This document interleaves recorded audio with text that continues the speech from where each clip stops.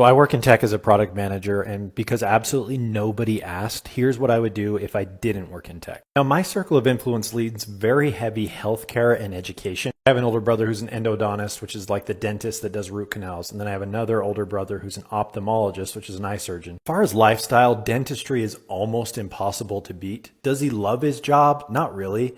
But he works like 3.5 days a week. He'll retire in his mid 40s and he makes a ton of money. The eye surgeon also makes a lot of money. I would say that he probably has a little more purpose in his work, maybe enjoys his job a little bit more.